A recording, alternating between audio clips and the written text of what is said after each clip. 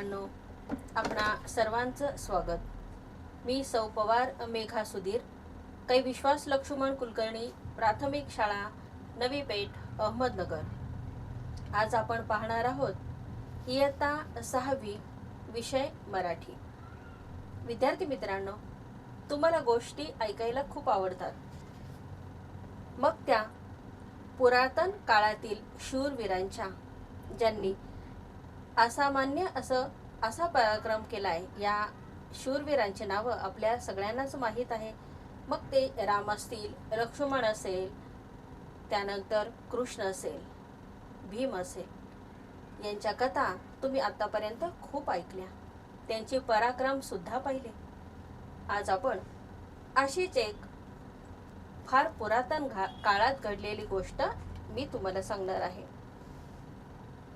हजारो वर्षापूर्वीची ही घडलेली गोष्ट। एका बलाढ्य राक्षसाने पृथ्वी तलावरील जगामधली ही निष्पाप प्राणी, पक्षी, माणसं ही तडफडू लागली आणि मरू लागली। या राक्षसावर कोणत्याही प्रकारचा परिणाम होत नव्हता, साध्या सुध्या शस्त्राचा तर मुळीच नाही। लाकडाचा असो, धातूचा असो, त्याला हरवेल असं बलाढ्य शस्त्र कोणीही तयार करू शकलं नाही, कारण त्याचा नाश करण्यासाठी जे शस्त्र बनवायचं होतं त्याला दिव्य असा पदार्थ लागत होता, आणि हा पदार्थ दधीची नावाचे जे महान तपस्वी ऋषी होते त्यांच्या हाडांमध्ये होता। त्यासाठी या दधीची ऋषींना आपल्या प्राणांची आहुती देणं गरजेचं होतं, आणि मग सगळ्यांच्या कल्याणासाठी, सर्वांना वाचवण्यासाठी या दधीची ऋषींनी आपलं शरीर, आपली हाडं म्हणजे अस्थि दान केलंय, आणि त्यांच्या हाडांमध्ये असं एक दिव्य सामर्थ्य होतं। शिवाय त्यांचं मानसिक सामर्थ्यही फार विलक्षण होतं, आणि याच्यातूनच त्यांनी आपल्या प्राणाची आहुती दिली, आणि आपल्या अस्थींचं दान केल्यानंतर त्या अस्थीमधील दिव्य पदार्थांमधून एक अस्त्र तयार केलं गेलं। त्याचं नाव इंद्र वज्र, आणि या इंद्र वज्र अस्त्रानं या राक्षसाचा समूळ नाश केला गेला। ही दंतकथा आहे। दंतकथा म्हणजे एकाकडून दुसऱ्याकडे गेलेली कथा। आणि मग या दधीची ऋषींच्या अस्थिमुळे या इंद्र वज्राला एक सामर्थ्य प्राप्त झालं। अजोड अमोघ असं शस्त्र बनवलं गेलं, आणि असंच अमोघ सामर्थ्य आपल्या भारतीय सेनेला सुद्धा मिळतं, ते काही शौर्य गाजवणाऱ्या पराक्रमी वीरांकडून। त्याला परमवीर असं म्हणायचं। आणि आज आपण जो पाठ पाहणार आहोत तो आहे पाठ क्रमांक 7, आणि पाठाचं नाव आहे आपले परमवीर। विद्यार्थी मित्रांनो, आपल्या सर्वांच्या सुरक्षिततेसाठी आपल्या स्वतःच्या प्राणांची आहुती देणारे खूप सैनिक आपल्या भारतामध्ये आहेत। त्यांच्या शौर्य कथा आपण सगळ्यांनीच ऐकल्या आहेत, आणि त्यांच्या अशा अतुलनीय म्हणजे ज्यांची तुलनाच करता येणार नाही अशा त्यांच्या शूरपणाला वंदन करण्यासाठी, म्हणजेच नमस्कार करण्यासाठी त्यांना सन्मान पदके देऊन गौरविलं जातं। आणि त्यापैकीच परमवीर चक्र हा भारताचा सर्वोच्च म्हणजे सर्वात उच्च असा लष्करी सन्मान आहे। तुम्हाला माहित आहे, आपल्या भारतीय सेना 3 प्रकारे काम करतात: जमिनीवर, समुद्रामध्ये आणि आकाशात। जेव्हा शत्रू आपल्या समोर असतो ना, तेव्हा आपल्या प्राणाची पर्वा न करता एक अजोड धाडस शौर्य दाखवतात ते, आणि वेळ प्रसंगी आपल्या प्राणांची आहुती सुद्धा देतात। आणि अशा धाडस शौर्य दाखवणाऱ्या आत्मसमर्पण म्हणजे आपला स्वतःचा जीव देणाऱ्या शूरवीरांना हा पुरस्कार प्रदान केला जातो. प्रदान करणे म्हणजे सन्मानपूर्वक बहल करणे. आणि परमवीर चक्र हा पुरस्कार, हा सन्मान हा दुर्मिळ आहे, दुर्लभ आहे, म्हणजे शक्यतो कधीही न मिळणारा. कारण आत्तापर्यंत फक्त 21 परमवीरांनाच हा सन्मान मिळाला आहे. काही जणांना म्हणजे 21 पैकी 14 जणांना तो मरणोत्तर देण्यात आला आहे. मरणोत्तर म्हणजे मेल्यानंतर. आपले शौर्य गाजवत असताना, देशाचं रक्षण करत असताना ज्यांना वीरगती प्राप्त झाली अशा 14 जणांना तो मरणोत्तर दिला गेला आहे. मग हा पुरस्कार आहे तरी काय? परमवीर चक्र कसं आहे याची तुम्हाला उत्सुकता निश्चित असेल. या धड्यामध्ये आपण परमवीर आणि त्यांचे परमवीर चक्र याविषयीच जाणून घेणार आहोत.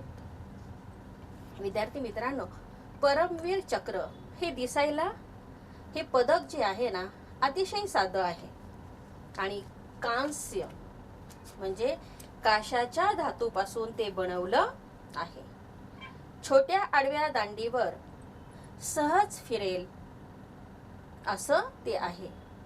गडद जांभळी पट्टी हे त्याचं वैशिष्ट्य. वैशिष्ट्य म्हणजे विशेषता. आणि पदकाच्या दर्शनी म्हणजे समोरची बाजू, त्याच्या मधोमध भारताचं राष्ट्रीय बोधचिन्ह आहे. विद्यार्थी मित्रांनो, भारताचं बोधचिन्ह तुम्हाला माहीत असेलच. 4 सिंह मुद्रा आणि त्याच्या खाली चक्र असं त्याचं स्वरूप आहे. पण पाहताना आपल्याला 3च सिंह दिसतात, पण प्रत्यक्षात 4 सिंह आणि त्याच्या खाली चक्र असं त्याचं स्वरूप आहे. या पदकाच्या मागच्या बाजूला परमवीर चक्र हे इंग्रजी आणि हिंदी या दोन्ही भाषेमध्ये गोलाकार कोरलेलं आहे. त्याच्या मधोमध 2 कमल पुष्पे आहे. कमल म्हणजे कमळ आणि पुष्प म्हणजे फूल. कमळाची 2 फुले असं त्याचं स्वरूप आहे. आता तुमच्या मनात प्रश्न आला असेल की हे परमवीर चक्र कोणी तयार केलं? तर या परमवीर चक्र पदकाचं डिझाईन सावित्रीबाई खानोलकर यांनी तयार केलं. आणि विद्यार्थी मित्रांनो, तुम्हाला आश्चर्य वाटेल, या भारतीय नव्हत्या. त्या मूळच्या युरोपियन म्हणजे युरोप देशात जन्मलेल्या, परंतु आपल्या भारतीय सेनेतील एक अधिकारी विक्रम खानोलकर यांच्याशी त्या विवाह करून भारतामध्ये आल्या. आणि या भारतावर सावित्रीबाई खानोलकर त्यांचं विलक्षण प्रेम, त्यांनी भारतीय नागरिकत्व तर स्वीकारलंच, पण आपल्या भारतामध्ये असणाऱ्या कला, परंपरा, सण, उत्सव यांची माहिती त्यांनी खूप मिळवली आणि अभ्यासही केला. शिवाय मराठी, संस्कृत आणि हिंदी या 3 भाषा त्या युरोपियन असून सुद्धा अस्खलितपणे बोलत असत. अस्खलित म्हणजे बिनचूक, अगदी बरोबर. आणि या सावित्रीबाई खानोलकर यांनी या परमवीर चक्राचं डिझाईन तयार केलेले आहे. आणि विद्यार्थी मित्रांनो, परमवीर चक्राची माहिती तर आपण घेतली, पण जे 21 परमवीर जे आहेत त्यांच्याविषयी आपण आज जाणून घेतोय. कोण ते महान परमवीर? चला मग पाहूया. पहा ते कोण कोण आहेत. Major Somnath Sharma, lance Naik Karam Singh, second lieutenant Ram Raghoba Rane, Naik Jadunath Singh, company Havildar major Piru, captain Gurbachan Singh Salaria, major Dhan Singh थापा, सुभेदार जोगिंदर सिंग, मेजर सैतान Singh, company quarter master Havildar Abdul Hamid, lieutenant colonel Ardeshir Burzorji Tarapore, lance Naik Albert Ekka, second lieutenant Arun Khetarpal, major Hoshiar Singh, Naib Subedar Bana Singh, major Ramaswamy Parameswaran, lieutenant Manoj Kumar Pandey, grenadier Yogendra Singh Yadav, rifleman Sanjay Kumar, captain Vikram बन्ना आणि 21वे परमवीर आहेत फ्लाइंग ऑफिसर निर्मलजीत सेखा. आणि विद्यार्थी मित्रांनो, आज आपण फ्लाइंग ऑफिसर निर्मलजीत सिंग सेखा यांनी शत्रूशी लढताना जे शौर्य गाजवलं व आपलं प्राण देशासाठी अर्पण केलं त्यांची रोमहर्षक कहाणी या पाठातून आज आपण शिकत आहोत. 14 डिसेंबर 1971 रोजी म्हणजे दिवस होता 14 डिसेंबर आणि साल होतं 1971 साल. शत्रूची 6 सेबर जेट विमाने श्रीनगर हवाई क्षेत्राकडे हल्ला करण्यासाठी झेपावली.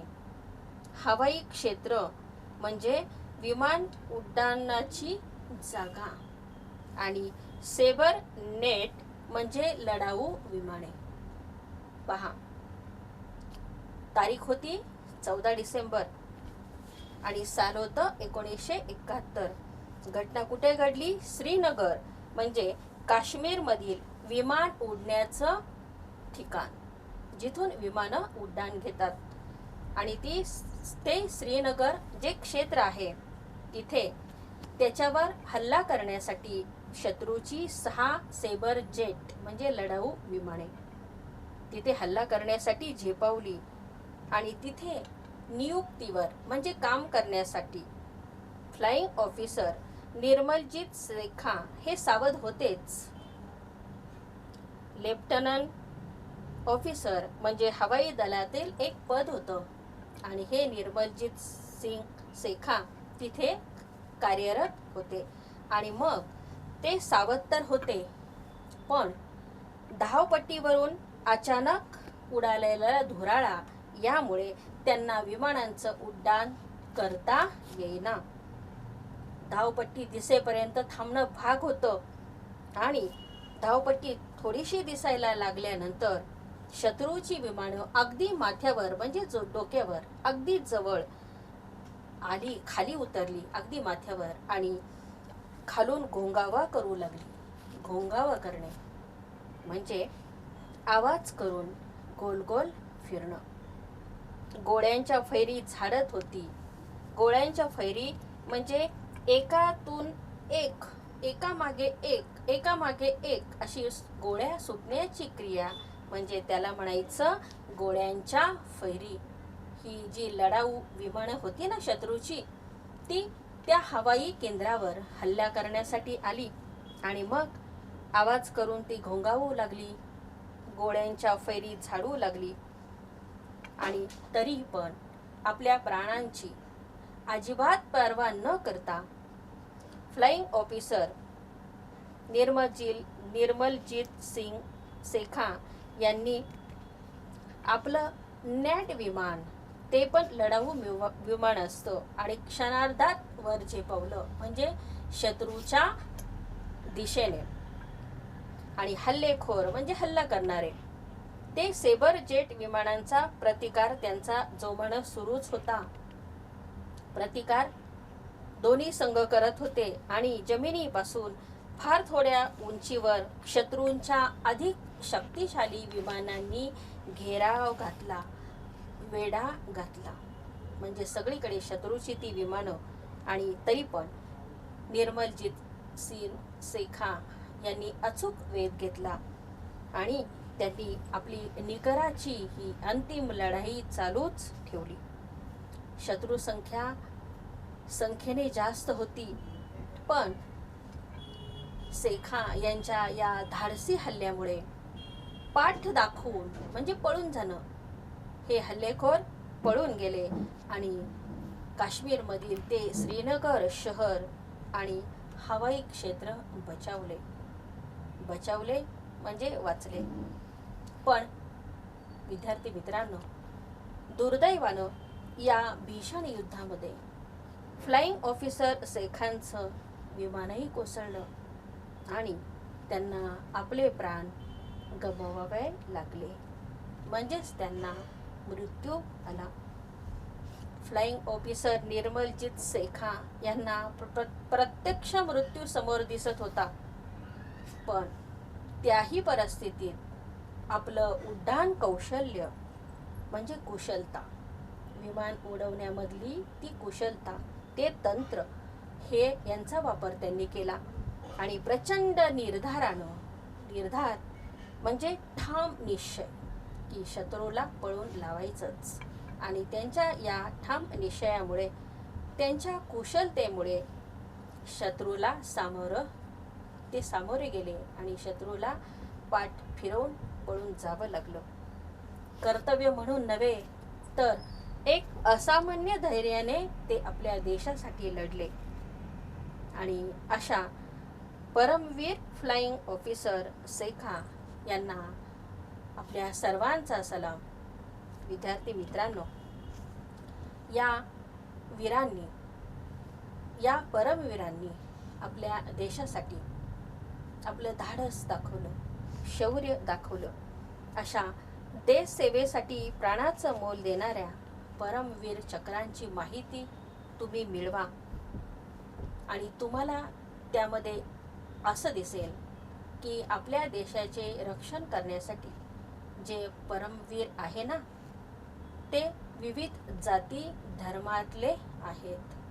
म्हणजे विविधतेतून एकता हा संदेश आपला याच्यातून आपल्याला मिळतो. आपल्या जखमा, तुम्हाला माहीत असेल, तुम्ही बऱ्याच ठिकाणी लढाईची वर्णन वाचलीत, TV आणि इतर माध्यमातून तुम्ही लढाईची चित्र सुद्धा पाहिली. मग आपल्या जखमा, आपल्या प्राणांतिक वेदनांची हे शूरवीर पर्वा करत नाही, तर ते शत्रूशी दोन हात करतात. म्हणजे त्यांना सामोरे जातात आणि आपल्या असामान्य धैर्याने, शौर्याने ते शत्रूशी लढतात. आणि जेव्हा जेव्हा आपण त्यांच्या या हकीकती, त्यांच्या या कथा वाचतो, तेव्हा त्या आपल्याला निश्चितच प्रेरक आणि स्फूर्तिदायक अशा ठरतात. विद्यार्थी मित्रांनो, आज या पाठातून अशाच शूरवीर परमवीराची ही कथा आपण ऐकली. आपण स्वतंत्र भारताचे रहिवासी आहोत. तिन्ही ठिकाणी म्हणजे आकाश, समुद्र आणि जमीन, या ठिकाणी आपल्या भारतीय सेना अहोरात्र झटत आहे. ते आपल्या देशाचे रक्षण करतात, ते तत्पर आहे. म्हणून आपण सर्वजण या भारताचं स्वातंत्र्य उपभोगत आहोत. पण केवळ ते स्वातंत्र्य उपभोगायचं नसून आपणही जागरूक नागरिक आहोत. तुम्ही, मी, आम्ही सर्वच आपण भारतीय. हे देशाचं स्वातंत्र्य टिकण्यासाठी आपण नेहमी तत्पर राहायला हवं आणि त्यासाठी आपण नेहमी प्रयत्न करायला हवेत. या कथेतून प्रेरणा घ्या, स्फूर्ती घ्या आणि आपल्या देशाचं रक्षण करण्यासाठी आपण सर्व भारतीय नेहमीच तत्पर आहोत आणि तत्पर राहणार आहोत. विद्यार्थी मित्रांनो, हा पाठ आणि या पाठातील शूरवीरांचं शूरवीरांची माहिती तुम्ही पाहिली, त्या पाठाचा तुम्हाला अर्थही समजला. मग चला मग पाहूया आपण या पाठाचे स्वाध्याय. तुम्ही या पाठाचे वाचन करायचे आणि पाठाखाली दिलेले स्वाध्याय तुम्ही सोडवायचे. तुम्हाला एक मी प्रश्न सांगतेय. परमवीर चक्रांची जे मुद्दे दिलेत त्यानुसार तुम्ही माहिती लिहायची आहे. परमवीर चक्राचं छान चित्र काढा, तुम्हाला जसं येतं तसं, आणि मी जे मुद्दे वाचतेय त्यानुसार तुम्ही या परमवीर चक्राची माहिती लिहायची आहे. या मुद्द्यांच्या आधारे पहा, धातू, कापडी पट्टीचा रंग, पदकाची दर्शनी बाजू, पदकाची मागची बाजू, पदकावरील कोरलेले शब्द, भाषा आणि पुष्प. पाठ्यपुस्तकाचा आधार घ्या आणि या प्रश्नाचं उत्तर तुमच्या शब्दामध्ये मुद्देसूदपणे तुम्ही लिहा. चला आपण आता खेळूया शब्दांशी हा प्रश्न प्रकार पाहूया. अ आकडा, खालील शब्दसमूहांचा वाक्यात उपयोग करा. विद्यार्थी मित्रांनो, आतापर्यंत झालेल्या पाठामध्ये आपण शब्दसमूहांचा वाक्यात उपयोग करायला शिकलो.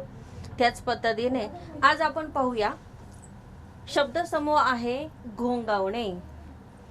घोंगावणे म्हणजे आवाज करत गोल गोल फिरणे, याचा अर्थ आपण पाहिला.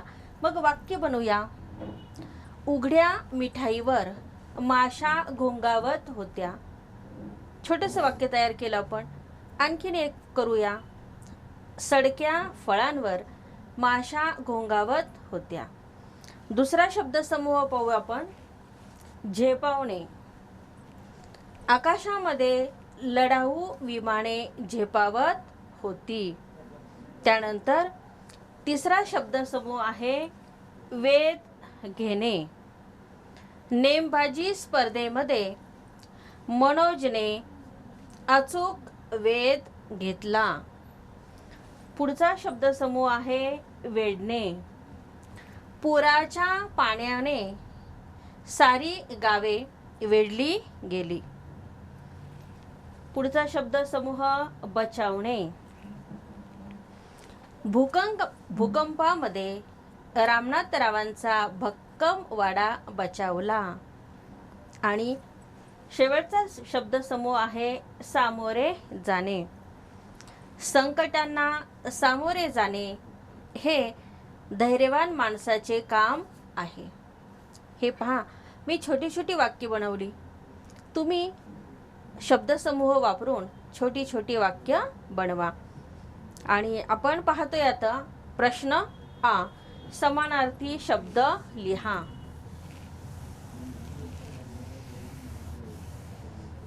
पहा, मागील पाठात सुद्धा आपण समानार्थी शब्दांची ओळख करून घेतली.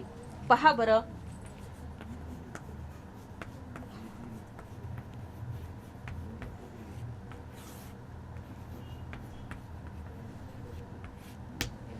पहिला शब्द आहे सावध.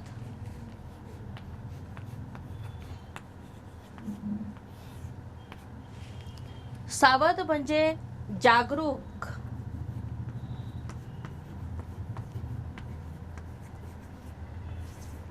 किंवा जागृत. विद्यार्थी मित्रांनो, पहा, या दोन्ही शब्दामध्ये फरक आहे. त्यांचा अर्थ मात्र एकच. सावध म्हणजे जागरूक आणि जागृत. दुसरा शब्द पहा, प्रत्यक्ष.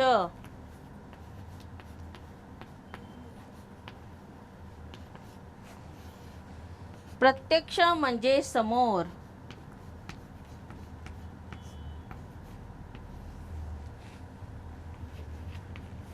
तिसरा शब्द आहे शत्रू. शत्रू म्हणजे वैरी आणि दुश्मन.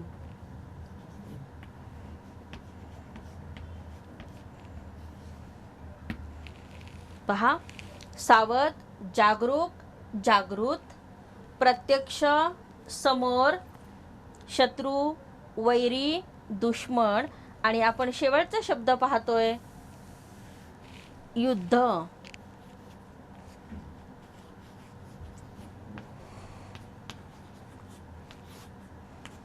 युद्धाला म्हणायचं लढाई, समर,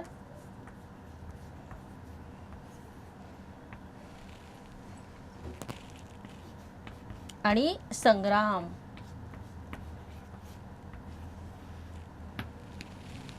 पहा, युद्ध, लढाई, समर आणि संग्राम हे समानार्थी शब्द आपण पाहिले. असेच पाठ्यपुस्तकातील तुम्ही समानार्थी शब्द शोधा आणि लिहा. विद्यार्थी मित्रांनो, आज आपण आपले परमवीर हा भाग पाहिला. आपला देश हा भारत देश, आपण त्यांचे रहिवासी. पण अनेक खेडी आणि गावे, शहरे, महानगरे या सर्वांनी मिळून आपला भारत देश तयार होतो. देशाला सीमारेषा असते. तुम्ही भूगोल विषय शिकताना किंवा भारताचा आणि इतर नकाशे पाहताना तुमच्या लक्षात आलं असेल की देशाला सीमारेषा असतात. रेघांच्या स्वरूपात जे नकाशे काढले जातात त्या नकाशातून आपल्याला देशाच्या सीमारेषा लक्षात येतात. या सीमारेषांच्या आतमध्ये जे लोक राहतात ते त्या देशाचे रहिवासी असतात आणि भारताच्या सीमारेषेत आपण सर्व राहणारे लोक म्हणजे आपण भारतीय म्हणून ओळखले जातो. आपल्या भारत देशाचे राष्ट्रीय प्रतीके आहेत. सगळ्यांनाच माहीत आहे. राष्ट्रीय प्रतीके 3. पहिलं आहे राष्ट्रध्वज, राष्ट्रगीत आणि राजमुद्रा. ही आपली राष्ट्रीय प्रतीके.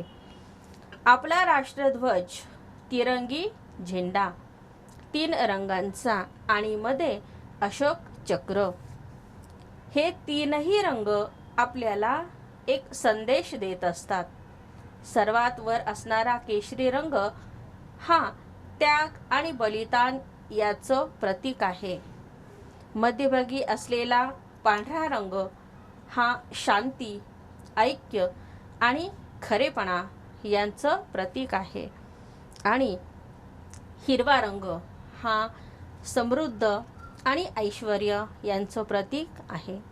विद्यार्थी मित्रांनो, झेंड्यामध्ये मध्यभागी अशोक चक्र आहे आणि हे अशोक चक्र आपल्याला हा संदेश देत असतं की सदैव गतिमान रहा, सदैव गतिमान रहा, प्रयत्नशील रहा. आणि असे हे आपली राष्ट्रीय प्रतीके. त्यापैकी तिरंगी झेंडा म्हणजेच राष्ट्रध्वज याचा आपण नेहमीच मान राखतो. त्यानंतर दुसरं राष्ट्रीय प्रतीक आहे जन गण मन. हे राष्ट्रगीत आहे जे आपण रोज शाळेमध्ये म्हणत असतो आणि या राष्ट्रगीतामध्ये भारतातील विविध प्रदेश, नद्या, पर्वत यांचं वर्णन केलेलं आहे आणि राष्ट्रगीताचा आदर करणं हे आपल्या प्रत्येक भारतीयांचं कर्तव्य आहे. म्हणून मुलांनो, तुम्ही पाहता जेव्हा राष्ट्रगीत सुरू असतं तेव्हा आपण जिथे असू, ज्या कामामध्ये असू, तिथे आपण स्तब्ध आणि सावधान स्थितीमध्ये उभे राहतो आणि असं करून आपण या राष्ट्रीय प्रतीकांचा आदर करत असतो. त्यानंतर तिसरं राष्ट्रीय प्रतीक आहे राजमुद्रा. सारनाथ येथील अशोक स्तंभाच्या आधारे भारताची ही राजमुद्रा तयार केलेली आहे. या राजमुद्रेत 4 सिंह आणि त्याखाली सत्यमेव जयते हे वचन लिहिलंय. सत्यमेव जयते हे भारताचे ब्रीदवाक्य आहे. पण प्रत्यक्षात जर आपण हे पाहिलं ना राजमुद्रा, तर आपल्याला 3च सिंह दिसतात. पण विद्यार्थी मित्रांनो, वास्तविक पाहता हे 4 सिंह आहेत. त्यानंतर सर्व नाणी, नोटा, शासकीय पत्रे यावर ही राजमुद्रा असते. राष्ट्राबद्दलचं आपलं प्रेम ह्या राष्ट्रीय प्रतीकामधून व्यक्त होत असतं आणि या राष्ट्रीय प्रतीकामुळेच एकात्मतेची भावना दृढ होत असते आणि आपल्या भारतीयांमधील ऐक्य भावना ही देशाच्या प्रगतीला हातभार लावत असते. म्हणून विद्यार्थी मित्रांनो, या पाठातून आपण हा संदेश घेणार आहोत की आपल्या देशाचं आपण रक्षण करायला हवं. जे आपल्या देशाच्या संरक्षणासाठी आपले प्राणाचे बलिदान करतात त्या शूरवीरांच्या शौर्यगाथा आपण ऐकल्या पाहिजे, वाचले पाहिजे. त्यांच्याबद्दल आपण आदर व्यक्त केला पाहिजे आणि आपल्या राष्ट्रीय प्रतीकांबद्दल नेहमीच आदर व्यक्त करायला हवा आणि आपल्या देशाचं स्वातंत्र्य टिकवून राहण्यासाठी आपण नेहमीच हातभार लावायला तत्पर असायला हवं. विद्यार्थी मित्रांनो, या पाठातून तुम्ही बरंच काही शिकलात. मग चला तर या पाठाचा उपक्रम मी आता तुम्हाला देते. मी देणार आहे 2 उपक्रम. पहिला उपक्रम पहा, परमवीर चक्र मिळालेल्या 21 महान परमवीरांच्या नावांचा तक्ता करा आणि तो आपल्या वर्गामध्ये लावा. त्यानंतर दुसरा उपक्रम आहे, परमवीर चक्राचं चित्र काढा आणि ते रंगवा आणि शाळा सुरू झाल्यानंतर आपल्या वर्ग शिक्षकांना दाखवा.